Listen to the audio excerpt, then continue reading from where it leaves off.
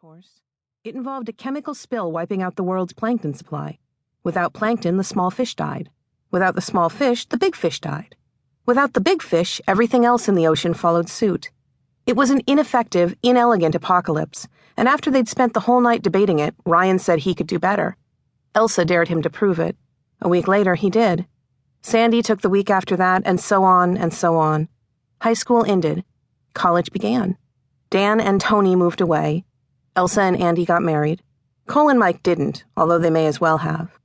And always, always, there was the game. Maybe it was a strange way to spend 15 years of Friday nights. At the end of the day, none of them really cared. The 5 players took their seats around the dining room table. The chair next to Mike remained conspicuously empty. None of them could avoid glancing at it at least once. Cole's absence was palpable, and it couldn't be ignored, no matter how hard everyone tried. She should have been there. Mike cleared his throat. I brought something. Well, Cole sent something. Beyond her love, her regrets, and a promise that she'll do her best to make it next week, asked Sandy, reaching for her second root beer. If you run out, we're not stopping so you can go for more, cautioned Andy. Sandy shot him a glare. I know that. Elsa raised her hand, stopping the familiar argument before it could begin. What did she send? Well, Sandy was right about Cole sending her love and her regrets. She also sent this.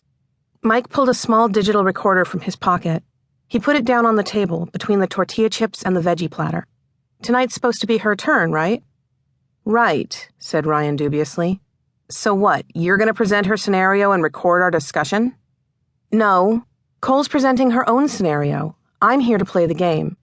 Mike pressed the play button on the top of the recorder.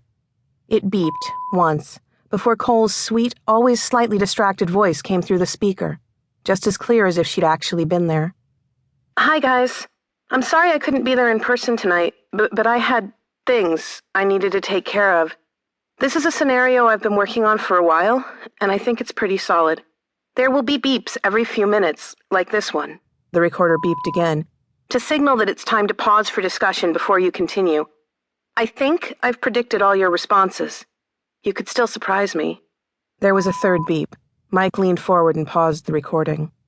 Well, he asked, is everybody cool with this? It's weird, said Ryan. Weird is good. Sandy giggled nervously. I guess it's okay. I didn't want to skip her turn anyway.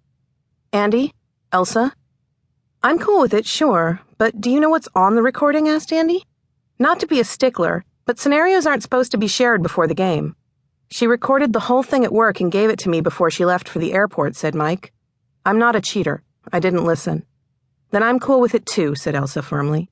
Play the scenario. Mike pressed the button. If you're listening to this, that means you've decided to let me take my turn. Thank you. I really appreciate it. Anyway, this is Apocalypse Scenario number 683. I've never been good with names. I'm more interested in the science. So I just call this scenario The Box. Sounds promising, said Sandy, and took a swig of root beer. Ryan motioned for her to be quiet. She stuck her tongue out at him. Cole's voice continued implacably. First, establishment of the scenario. The box is based around a man-made bacterial pandemic. At the time the scenario begins, the bacteria in question have already been released into the human population at several geographically distinct locations. All the locations were in North America, but they all included a very high probability of intercontinental transmission within 24 hours, as in Andy's Ticket to Die apocalypse. Cute, said Andy. The bacterial strain you're dealing with was designed by a young researcher employed by the Bioterrorism Division of the United States government. It was originally commissioned under the auspices of counterterrorism. Cole's voice turned briefly bitter, causing Andy and Elsa to exchange worried glances. Bitterness wasn't native to Cole's state of being. The people in charge lied about it, of course. That's vital to understanding this scenario. It begins with the assumption that if you reported the scenario to the government, they'd believe you, because the government is the reason the situation exists in the first place.